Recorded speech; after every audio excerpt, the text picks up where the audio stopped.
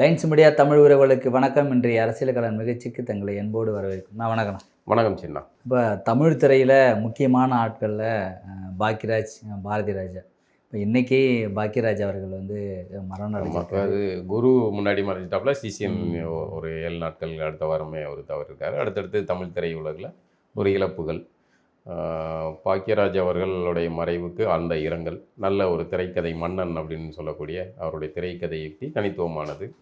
சிறப்பான ஒரு நல்ல கலைஞன், நல்ல படைப்பாளி, நல்ல நடிகர், பல திறமைகள் கொண்டவர். எதிர்பாராத சூழலில் திடீர் மரணத்தை எதிர்கொண்டிருக்கார். அவர் குடும்பத்துக்கு ஆழ்ந்த இரங்கலை தெரிவிச்சுக்கிறோம். அவருடைய படங்கள் வந்து எனக்கு பிடித்தமானது. அதில் ரொம்ப பிடித்தமானது இது நம்மால் படம். கடைசியில் வந்து சில விமர்சனங்களுக்கெல்லாம் உள்ளானார். இந்த இடங்கள் அவசியமற்றது. அவருடைய இது நம்மால் படம் ஒரு மிகச்சிறந்த ஒரு அரசியல் படம். அதில் ஒரு நுணுக்கமான நுண்ணிய பார்வைகள் கொண்ட ஒரு படம். அதை போகிற போக்கில் அது பண்ணியிருப்பாப்புல. திராவிட அரசியலுடைய தன்மையில் அது இருக்கும். இயல்பாக திராவிடத்துக்கு அதை யாரை வந்து எதிரியாக கட்டமைச்சு ஒரு அரசியலை பேசுவாங்க அப்படி இல்லை. அது மாதிரி கொண்டு போன ஒரு படம். நல்ல ஒரு அரசியல் படம். ஒரு நல்ல சிறந்த கலைஞர் அவர். அவருடைய மறைவு தமிழ் சினிமாவுக்கு மிகப்பெரிய இழப்பு. ஓகே. இந்த தாவேக அரசு வந்து பள்ளி படிக்கக்கூடிய மாணவர்களுக்கு ஒரு ஐடி கார்டு கொடுப்போம். அந்த ஐடி கார்டில் வந்து தங்களுடைய சாதி என்ன அப்படின்றது அடையாளப்படுத்தப்பட்டிருக்கும் அப்படின்னு செங்கோட்டையன் நேற்று ப்ரெஸ் மீட்டில் சொன்னதாக ஒரு வீடியோ ஒன்று வைரலாக இருக்குது. அதை பற்றினுடைய உண்மை முகம் நிறைய பேருக்கு தெரியல. அதை பரப்பக்கூடியவர்கள் யாராக இருக்காங்கன்னு தெரியல. அது சரியான புரிதலாக இருக்குமான்னு தெரியல. நானுமே வந்து அதை வந்து வெறுத்த என்னடா அது சாதி பேர்லாம் போடுறாங்களே அப்படின்னு. அதனுடைய உண்மையான நிலை என்னதானே அது? இல்லை, உண்மை நிலை என்னவாகவும் இருக்கட்டும், இப்படி ஒரு விஷயம் இல்லை அப்படிங்கிறத அமைச்சர் ராஜ்மோகன் அவர்கள் மறுத்துட்டார். அப்படி எந்த திட்டமும் எங்களுக்கு கிடையாது, அதை செய்யவும் மாட்டோம் அப்படின்னு சொல்லியிருக்காரு.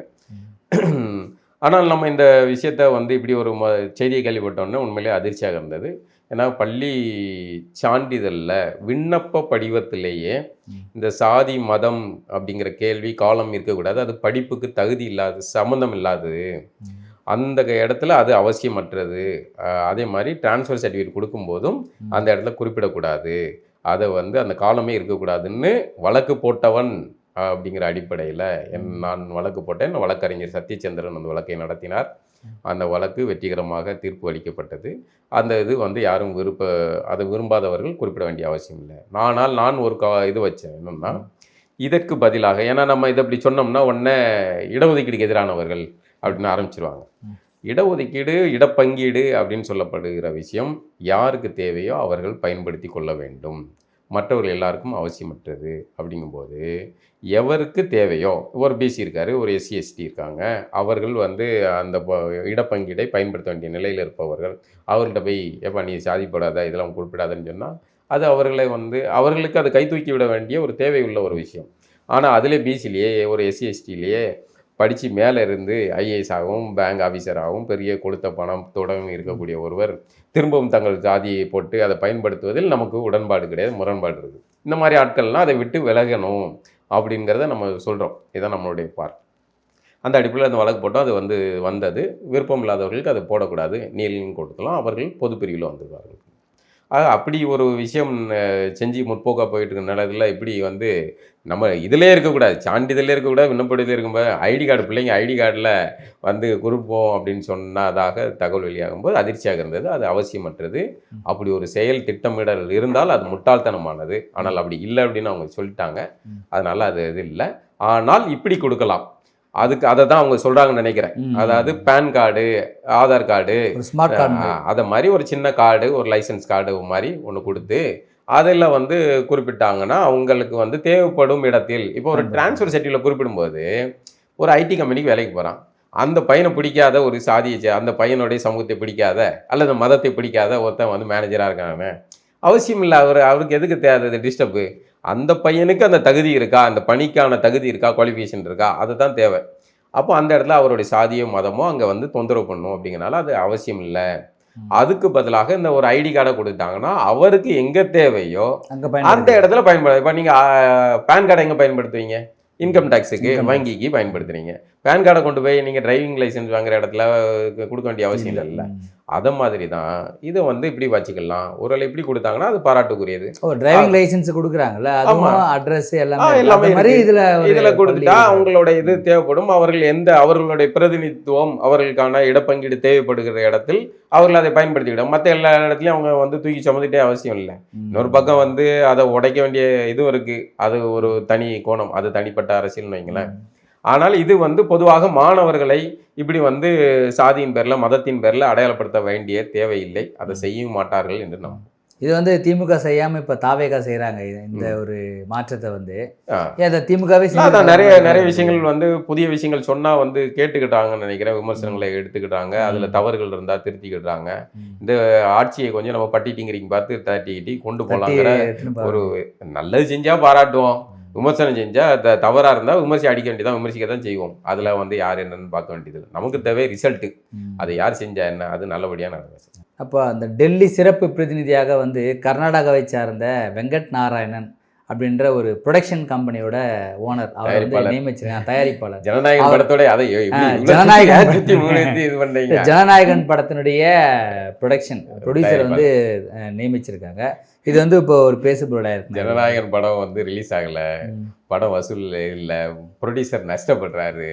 அவருக்கு ப்ரொடியூசருக்கு ஏதாவது ஒரு இழப்பீடு தொகையாக ஏதாவது கொடுக்கணுங்கிறதுக்காக விஜய் இந்த மாதிரி பண்ணாரான்னு தெரியல. ஆனால் இது வந்து மிக மிக தவறானது. தமிழ்நாட்டுடைய டெல்லி சிறப்பு பிரதிநிதி அப்படிங்கிறது மிக முக்கியமான ஒரு பதவி. அந்த பதவியை கர்நாடகாவை சேர்ந்த தெலுங்கர், கர்நாடகாவை சேர்ந்த கன்னடர் நினைச்சிருப்போம். நம்ம எல்லாம் கர்நாடகாவை சேர்ந்த அப்படிதான் நினைச்சிருப்போம். கர்நாடகாவை சேர்ந்த தெலுங்கரா. கர்நாடகாவில் வாட்டாள் நாகராஜான்னு ஒருத்தர் இருக்காப்புல. அவர் வந்து யாருன்னு பார்த்தா நம்ம ஊர் இங்க ஒரு அரசியல்வாதி இருக்காரு, தன்னை தமிழ் மாதிரியே காட்டிக்கிட்டு அரசியல் பண்ணியிருப்பாப்புல. அவர் தெலுங்கர். அது மாதிரி அங்கே கன்னடரில் சார்பாக இருந்து தமிழர்கள் மீது வன்மத்தை கொட்டக்கூடிய ஒரு கேரக்டரு அந்த வாட்டாள் நாகராஜ். அவர் ஒரு தெலுங்கரா. நம்ம ஜக்கி வாசுதேவ் அவரு கர்நாடகாவை சேர்ந்த தெலுங்கர். ஆனால் அவரை வந்து இங்கே கன்னடரு அப்படின்னு நினச்சிக்கிட்டு இருப்பாங்க. அவ்வளோ ஏன் நம்ம ராமசாமியார் கர்நாடகாவை சேர்ந்தவர், அவரு தெலுங்கர். இப்படி வந்து தெலுங்கு லாபி அரசியல் இந்த தாவேக அரசியலில் மிகப்பெரிய அளவில் தாக்கத்தை வச்சிருக்கு அப்படிங்கிறத இது மூலமாக தெரிஞ்சிக்க முடியுது. டெல்லி சிறப்பு பிரதிநிதி, தமிழ்நாட்டுடைய டெல்லி சிறப்பு பிரதிநிதிங்கிற முக்கியமான பதவி. தமிழ்நாட்டுடைய பிரதிநிதியாக அங்கே பேசக்கூடிய, செயல்படக்கூடிய, தகவலை பெறக்கூடிய ஒரு முக்கியமான பங்கு. ஒரு தமிழக மீனவர்கள் தாக்கப்படுறாங்க, பாதிக்கப்படுது அப்படின்னா அதுக்கு மத்திய அரசு கவனத்துக்கு கொண்டு போய் பேசக்கூடிய இடத்துல இருக்கக்கூடிய ஒருவர் தமிழர் அல்லாதவராக இருக்காங்க. இது திராவிட ஆட்சியில் யாரும் அப்படி இல்லைன்னு எடுத்துக்கலாம். ஏன் சார், என்ன சார் அநியாயமா இருக்கு? தமிழ்நாட்டில் ஆள் இல்லையா? நீங்க எல்லா திமுக போயிருங்க, அதிமுக போயிருங்க. உங்களுக்கு படத்தை ப்ரொடியூசர் பண்ணாருன்னா படம் அதுக்கு இது பண்ணுங்க, நஷ்டஈடுனா கொடுங்க. இல்லை இப்போ படத்தை ரிலீஸ் பண்ணுங்க, உங்களுடைய ரசிகர்கள்லாம் படத்தை வந்து ஓட வைக்க போறாங்க, வசூலாக போது முடிஞ்சு போச்சு. ஏன்னா நீங்க முதல்வரான பிறகு வரப்படக்கூடிய படம் அது செஞ்சுட்டு போங்க. அதுக்காக நீங்க வந்து பதவியெல்லாம் கொடுக்கறதெல்லாம் வந்து எந்த வகையில் நியாயம்? அது சரி கிடையாது. அதை வந்து இது வந்து அரசனுடைய இந்த பதவி போடுறது, இந்த பதவி இதெல்லாம் வந்து அரசனுடைய ஒரு திட்டத்தில் நீங்க போயிட்டு தேவையில்லாத அதெல்லாம் கிடையாது. அதை தேவையில்லாதெல்லாம் இல்லை. நீங்க அரசுக்கான எந்த ஆள்களை போடணும் அப்படின்னு இருக்குல்ல. இப்போ யார் அவர்? கர்நாடகாவை சேர்ந்தார். யார் அவர்? தமிழ்நாட்டுடைய பிரதிநிதிக்கான போஸ்டிங். இப்போ விஜய்க்கு தனிப்பட்ட ஒரு பர்சனல் செக்ரட்டரியா ஒருத்தவங்களை போட்டிங்கன்னா அது அவருடைய விருப்பம். அவர் கூடவே இருக்கிறது அவருடைய விருப்பங்க. ஆனால் அதுவும் கூட அரசு ஆளாக போடும்போது அதுக்கும் கூட இதெல்லாம் இருக்குது, காரணங்கள்லாம் இருக்குது. ஆனால் உங்கள் தனிப்பட்ட வகையில் நம்ம நண்பராக வச்சுக்காங்க, கூட்டிகிட்டு சுற்றுங்க வைங்க, அதெல்லாம் வேறு. ஆனால் இது ஒரு பதவி. இந்த பதவிக்கு நீங்கள் இப்படி ஒருத்தரை போடும்போது அது நிச்சயமாக விமர்சனத்துக்குரிய. அதுவும் இல்லாமல் இப்போ இந்த காவிரி நடுவர் மன்ற இந்த விஷயம் ஒன்று இதாகுது. இந்த மாதிரியான விஷயங்கள்லாம் டீல் பண்ணுறதுக்கு இவருடைய பங்களிப்பு இருக்குது. அப்போது இந்த இடத்துக்கு நீங்கள் வந்து இவர் கர்நாடகாவை சேர்ந்த தெலுங்கர் அப்படின்னாலும் கூட யார் பக்கம் நிற்பார் அப்படிங்கிற கேள்வி இருக்குது. இவர் எந்த மண்ணுடைய மொழி சார்ந்த இனத்தின் பக்கம் நிற்பாரா, எங்கே நிற்பார் அப்படிங்கிறது. ஏதோ இனம்லாம் விட்டுருங்க, அவர் அறத்தின் பால் நிற்பாரா அப்படிங்கிற கேள்வி எழுதில்ல. நம்ம நிலத்துக்கான ஆள், நம்ம விவசாயிகள் பிரதிநிதியாக இங்கே உள்ள மக்களுடைய பிரச்சனைகளை புரிந்து கொண்டவராக இருப்பாங்கல்ல. அதுக்கு ஒரு சினிமா ப்ரொடியூசர் எப்படி கொண்டு போய் போடுவீங்க? சினிமா ப்ரொடியூசரை தமிழ்நாடு திரைப்பட கல்லூரிக்கோ தெரிஞ்சவர் தான் போட திரைப்பட முடியும். அதுக்கு ஏதாவது போடுங்க, அது வேற. அப்போ என்னன்னா சுற்றி பார்த்தா எல்லாமே வந்து விஜய் பின்னணியில இருந்து எல்லாத்தையும் இயக்குவது எல்லாமே தெலுங்கு லாபியாக இருக்கிறது. அவர்கள் தான் இதெல்லாம் முடிவு பண்ணுறாங்க அப்படின்னா, அப்போ ஆளுகள் எல்லாம் வந்து ஆந்திராவிலேருந்து இறக்குமதி பண்ணுவீங்களா சார்? தெலுங்கானாலேருந்து இறக்குமதி பண்ணுவீங்களா? என்னது? விஜய் ஆட்சி சிறப்பாக நடத்தினால் பாராட்டலாம், தவறுகள் நடந்தால் விமர்சிக்க தான் செய்வோம். இப்போ நடுவர் மன்றத்தை இது வந்து அமைக்கிறது அப்படிங்கிற ஒரு வலையில் போய் சிக்கிறதே வந்து கடுமையாக விமர்சனத்துக்குள்ளாகுது. அது நாமளே போய் அண்டடா வண்டிகளை ஏறுறதுக்கு சமம் அப்படின்னு விவசாயிகள் தரப்பில் எதிர்ப்பு தெரிவிக்கிறாங்க. அப்போ இந்த சூழலில் இந்த மாதிரியான ஒரு டெல்லி சிறப்பு பிரதிநிதியாக நீங்கள் தமிழ்நாட்டை சேர்ந்தவர் அல்லாத தமிழர் அல்லாத ஒருவரை அதில் போடுறீங்க அப்படிங்கும்போது அது ஆபத்தாக முடியும், அதிர்ச்சியானது. இந்த கூட்டணி விவகாரத்தில் திருமாவளவன் வந்து ஒரு 2-3 நாளாகவே ரொம்ப ஸ்ட்ரெஸ். அந்த கட்சி வந்து நிறைய பேர் விமர்சனம் பண்ணியிருந்தாங்க. இன்றைக்கி அவர் பேசும்போது ஒரு வீடியோவில் சொல்லியிருக்காரு, திமுகவை எதிர்த்தது எல்லாரும் எதிர்த்தாங்க, அதில் வந்து இப்போ தாவேக்கா வந்து அதை அறுவடை செஞ்சு கட்சியை இது பண்ணிட்டாங்கன்றதும், மதிமுக வந்து இந்த கிளை இல்லாத கட்சி விசிகான்னு சொன்னது, அதுக்கு பற்றி அவர் பதிலடி கொடுத்துருக்காரு. இதை நீங்கள் எப்படி பார்க்குறீங்க? இல்லை, பதிலடி என்ன கொடுக்க வேண்டியது தானே நீ? இப்போ அது இது ஒன்று மதிமுக திமுக கூட்டணியிலேருந்து வெளியே விடுதலைறாங்க விடுதலைன்ட்டு என்னன்னா எல்லாருமே கொண்டாடுறாங்க. எல்லா அப்போ வந்து திமுக வந்து எவ்வளோ ஒரு பண்ணையார்த்தனத்தில் மன்னர் தன்மையோட அது வந்து கூட்டணி கட்சிகளை சங்கில மிதிச்சு அடக்கி வச்சு தொடக்கத்துல இருந்து பாருங்க, காங்கிரஸ், கம்யூனிஸ்ட், அப்புறம் விசிகா, மதிமுக எல்லாருமே கொண்டாடுறாங்க. வெளியே போனவங்க எல்லாம் உட்காந்து முரசொலியில் திட்டி கட்டுரை எழுதிக்கிட்டு இருக்காங்க. நீங்க ஒழுங்கா மரியாதையை நடத்தியிருந்தால் இவர்கள் ஏன் வெளியே போக வேண்டியிருக்கு? அதுதானே சிக்கல். நீங்க அவர்களை வந்து கூட்டணி தொகுதியை கொடுக்கும்போது எப்படி டீல் பண்ணீங்க? எப்படி எங்களை விட்டா உங்களுக்கு நாதி இல்லை அப்படின்னு டீல் பண்ணீங்க? பார்த்துக்கிட்டு தானே இருக்காங்க மக்கள். வேங்கை வயலில் பாதிக்கப்பட்ட மக்கள் மேலேயே வந்து நீங்க அவர்களையே குற்றவாளியாக மாத்துறீங்க. கூலி தொழிலாளர், தூய்மை பணியாளர், தொழிலாளர்களை போட்டு வெளுத்துட்டு அப்பாவை கூலி படம் பார்த்துட்டு விமர்சனம் எழுதிக்கிட்டு இருக்கீங்க. இதெல்லாம் மக்கள் என்ன முட்டாள்களா? பார்த்துட்டு தான் இருந்தாங்க. அதான் தோக்கடிச்சாங்க, தோத்தாங்குழியாக ஆயிட்டீங்க. இப்போ அப்பாவை காணும்னோன்னா வந்து பார்த்தாரு, மறுபடியும் வந்து தேர்தல் நின்னா மீண்டும் அப்பாவை காணும். இதுதான் நடக்கும். அப்போ இவ்வளோ கூட்டணி கட்சியினர் இவ்வளோ அதிருப்திக்குள்ளே இப்போ பட்டாசு வெடிச்சு கொண்டாடுறாங்க. இப்போ திமுகவுக்கு இந்த நிலைமை வந்து ஆதரவற்ற நிலைமை. நாங்கள் ஏற்கனவே சொல்லிட்டோம், நடுத்தருவுக்கு வந்த திமுக அப்படின்ட்டு. முடிஞ்சு வச்சு கூட்டணியில் ஆளே இல்லை. இப்போ வந்து இவர்களுக்கு மிகப்பெரிய பலமாக இருந்தது விசிகாவினர். இடதுசாரிகள் கூட கொஞ்சம் அமைதியாக இருப்பாங்க. விசிகாவினர் தான் திமுக மீது விமர்சனம் வச்சாலே பாஞ்சு குறுக்க வந்து குத்து வாங்கிட்டு இருந்தாங்க. இப்போ அவர்களுக்கும் இவர்களுக்கும் மோதல், சண்டை. நம்ம ஜாலியாக என்ஜாய் பண்ணுவோம், பார்ப்போம் என்ன நடக்குதுன்ட்டு. இதெல்லாம் தொடக்கத்திலே சொன்னது இல்லை. ஆமாம், இதை நீங்கள் முன்னாடியே செஞ்சுருக்கணும். நீங்கள் வந்து ஆனாலும் வந்து தொண்டர்கள்லாம் ஒரு மனநிலையில் இருக்கான். திருமாவுக்கு இன்னும் வந்து அந்த ராஜ விசுவாசம் இருந்துகிட்டு இருக்கு, அண்ணாரிவாளையத்து விசுவாசம் இருந்துகிட்டு இருக்கு. அதான் அவரோட பேச்சுல ஒரு இயலாமையா பேசுறாரு வெளியே, கோபம் வர மாட்டேங்குது. திமுக மீது கோபம் வரல. அது என்ன லாக்கில் ஆயிருக்காருன்னு நமக்கு தெரியல. ஆனால் தொண்டர்கள்ட்ட களத்துல வந்து எல்லாருமே வந்து கடுமையான விமர்சனத்துல தான் இருக்காங்க. அவர்கள் எல்லாம் இந்த சந்தர்ப்பத்தை பயன்படுத்தி போட்டு அடிக்கிறாங்க. இதுதான் இது. மதிமுகவும் இப்போ வெளியே வந்துட்டா அவன் ஜாலியா இருக்கான். அப்போ விடுதலைன்னு ஒவ்வொரு கட்சியும் திமுக கூட்டணியில் எங்கேயாவது வரலாறு நடமே, இந்த கூட்டணி விட்டு நாங்கள் வெளியே வந்ததுக்கு மகிழ்ச்சி அப்படின்னு கொண்டாடுறாங்களா?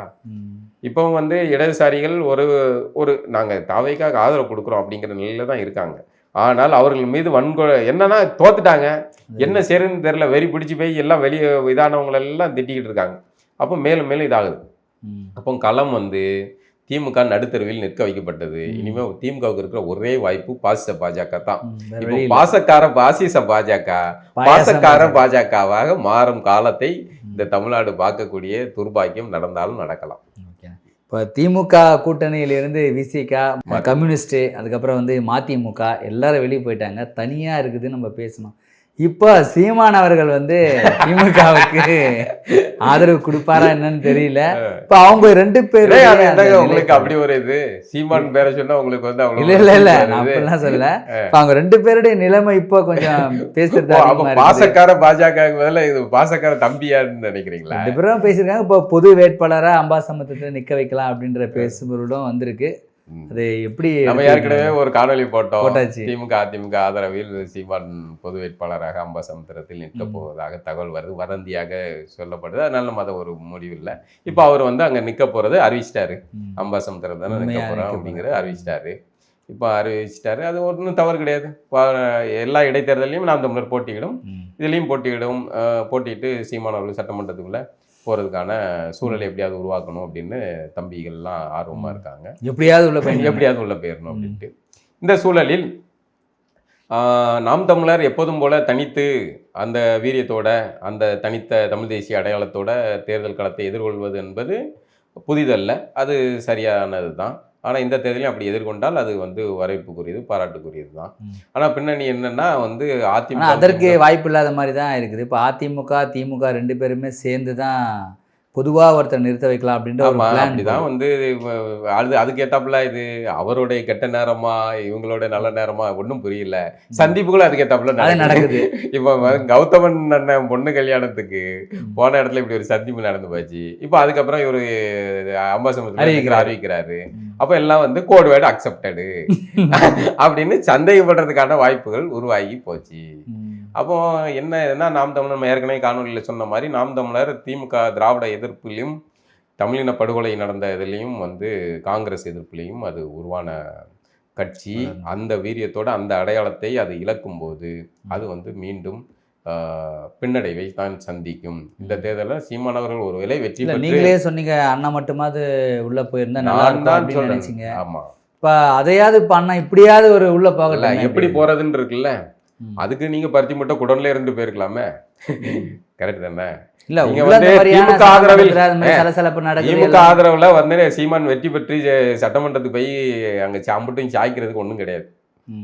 சரிதானே? இப்போ அவங்களும் வந்து திமுக ஆதரவுல வாங்குறாங்கன்னு சொல்லல, இதெல்லாம் வெளியே பேசப்படுற தகவல். ஒருவேளை அம்பாசமுத்திரத்தில் வந்து திமுக வேட்பாளரை நிறுத்தாமல் அதிமுக வேட்பாளரை நிறுத்தாமல் விட்டார்கள் என்றால் கோட் வேர்ட் அக்செப்டட், அவ்வளோதான், புரிஞ்சுக்கொள்ள வேண்டியது தான். மற்ற தொகுதியில் எல்லாம் நிறுத்தி இங்கு மட்டும் நிறுத்தாமல் விட்டார்கள் என்றால் ஓகே, அது என்னதுன்னு எல்லாருக்கும் தெரிஞ்சுப்போம். அது ஓகே, அது நாம் தமிழருடைய அந்திம காலமாக முடிவு செய்யப்படும், இறுதி செய்யப்படும். நாம் தமிழரில் இன உணர்வோட கொஞ்சம் கொஞ்சம் பேர் இருந்தாங்கன்னா அவர்கள் எல்லாருமே தூக்கி அடிச்சு விட்டு, இப்போ கூட நிறைய பேர் கமெண்ட்ல போட்டுருக்காங்க, அப்படி ஒன்று நடந்துச்சுன்னா அட்டையை கழிச்சு போட்டு எரிச்சு போட்டு போயிட்டே இருப்போம் அப்படின்னு சொல்கிறாங்க. நாம் தமிழர் கட்டமைக்கப்பட்டதே வந்து இன உணர்வின் அடிப்படையில். அதற்கு நேர் எதிராக ஒரு சட்டமன்ற பதவிக்காக இப்படி திமுக ஆதரவை பெறுவார்கள் என்றால் அது அதில் இருக்கிற உணர்வாளர்கள் எல்லாம் எந்த கட்சி, அதை ஒரு கட்சி ஒரு இயக்கம் அதுக்குன்னு பேஸ் ஒன்று இருக்கும், வேர். அந்த வேர்லேருந்து அது விலகி போகுதுன்னா அது வந்து அழிவை சந்திக்கும். அப்படின்னா இது இப்படி வந்து திமுக ஆதரவு இவங்களெல்லாம் வாங்கி இது பண்ணுறதுக்கு 26 தேர்தலில் அதிமுக கூட கூட்டணி வச்சுக்கிட்டே கூட அவங்க போயிருக்கலாம். அது வந்து நம்ம இது சொல்லலை, அந்த ஆப்ஷன் இருந்தது. இவர்கள் போயிருந்தால் பாஜக வந்திருக்காது, களமே மாறி இருக்கும். அப்போ தனித்தே போட்டி அப்படின்னாங்க. அப்போ தனித்தே போட்டினா இப்போ வந்து இடைத்தேர்தலையும் தனித்தே தான் சந்திக்க வேண்டும். அதுக்காக திமுக காரன் வேட்பாளர் நிறுத்தலைன்னா அதுக்கு நாங்களா ஐயா பொறுப்பு? அதிமுக வேட்பாளர் நிறுத்தலாம் நாங்களா பொறுப்பு? நாங்களா வந்து என்ன திமுக ஆதரவு கேட்டோம், அவர்களாக கொடுத்தால் எங்களுக்கு என்ன பிரச்சனைன்னு சொல்லலாம், அப்படியும் சொல்லலாம். எப்படி நடந்தாலும் தமிழ்நாட்டில் பல வினோதங்கள் வந்து அடுத்தடுத்து விஜயோட வெற்றிக்கு பிறகு பல வினோத சம்பவங்கள்லாம் நடந்துக்கிட்டு. ஒருவேளை நீங்க சொல்ற இந்த சம்பவங்கள் இப்படி நடந்தா விஜய்க்கு அது எந்த மாதிரியான ஆதரவு? விஜய் சூப்பரா ஸ்கோர் பண்ணுவாப்ல, வேற என்ன நடக்கும்? விஜய் ஆமா வந்து விஜயை என்னை எதிர்ப்பதற்காக வந்து பெரியாரை மண்ணு அப்படின்னு சொன்ன சீமானை திமுக ஆதரிக்கிறதுன்னு விஜய் ஸ்கோர் பண்ணுவாப்ல. பெரியாரை மண்ணு என்று சொன்ன சீமான் விஜய் திமுகவுடைய ஆதரவை பெறுகிறார் என்றும் சொல்வார்கள். அதிமுக இப்படின்னு வரிசையா எல்லாருடைய இதையும் போட்டு விஜய் ஸ்கோர் பண்ண தாவிக ஸ்கோர் பண்ணத்தான் செய்யும். எதை பண்ணாலும் இப்ப நீங்க வந்து சீமான் அவர்கள் வந்து சட்டமன்றத்துக்கு போக கூடாதுன்னு நான் எங்க போய் சொன்னேன்? நான் போகணும்னு ஆசைப்பட்டவங்க, சட்டமன்றத்துக்குள்ள ஆசைப்பட்டவன். ஆனால் யாரு கூட நின்று போகணும் அப்படிங்கிறது இருக்குல்ல. இன்னைக்கு வேணா தம்பிகள் அண்ணன் மட்டுமாவது ஏதாவது ஒரு வகையில உள்ள போயிடட்டும் அப்படின்னு நினைக்கக்கூடிய இருக்கலாம். அதுக்கப்புறம் தோத்து வெளியே இருந்துகிட்டே அரசியல் செஞ்சுட்டு போயிடலாம். உள்ள போய் சட்டமன்றத்தில் போய் ஒன்றும் சாதிக்க போறது கிடையாது. என்ன அதிகபட்சம் என்ன இல்லை, உள்ள சர்க்கஸ் கூடாரமா இருக்குதுன்னு காட்டமா விமர்சனம் பண்றாங்க எல்லாரும். வந்து இது மாதிரி ஒன்றும் சரியில்லை. இப்போ அண்ணன் உள்ள போனாருன்னா இன்னும் ஜாலியா சர்க்கஸ் கூடாரத்தில் 4 சிங்கம் வேட்டை அப்படின்னு சர்க்கஸ் இன்னும் ஜாலியான கூடாரமாக தான் மாறும். அது வேற ஒன்றும் நடக்காது. என்ன இவர்களே வந்து விஜயை அடிப்பதற்கு சீமானை பகடைக்காயாக பயன்படுத்தக்கூடியவர்கள் மகிழ்ச்சி அடையலாம். எதையும் செய்யறதுக்கு தயாரா தான் இருக்கும். அது வந்து திருமாவை எதற்கு பயன்படுத்தணும்னு திமுகவுக்கு தெரியும். அதே மாதிரி இந்த முறை சீமானை எதற்கு பயன்படுத்தணும் அப்படின்னு அவர்கள் நினைத்து இருக்கலாம். அப்படி எல்லாம் லாம் தான் நமக்கு தெரியல, உறுதியா தெரியல அது. ஆனால் அம்பாசமுத்திரத்தில் நிற்க போறது உறுதியாகி போச்சு. அது அப்படியே நின்றாலும் இவ்வளோ ஆதரவோடு நின்றாலும் கூட வெற்றி பெறுவது எந்த அளவுக்கு சாத்தியம்னும் தெரில. அந்த நிலையே வந்து இந்த திமுக ஆதரவு, அதாவது சில பேர் எப்போ உன் ஆதரவு சங்காத்தம் வேணாம் ஒன்று வேணாம் நீ தூர ஏறதுக்காப்பான்னு வாண்டடாக ஒருத்தர் வந்து ஆதரவு கொடுக்கிறதே வந்து சீமானுக்கு நெகட்டிவாக தான் மாறும். திமுகவிடம் வந்து வாண்டடாக அவர்கள் ஆதரவு கொடுத்தாலும் கூட அது வந்து சீமானுக்கு ஒரு வெற்றியை பாதிக்கக்கூடியதாகத்தான் இருக்கும். அவர் வெற்றி பெற்றாலும் ஒன்றும் ஒரு பிரோஜனம் இல்லை சார், அவ்வளோதான் சார். வச்சு ஒன்றும் சொல்ல வேண்டியதில்லை. சரி, ஓகேண்ணா. மீண்டும் ஒரு நிகழ்வு சந்திப்போம்ண்ணா. நன்றி.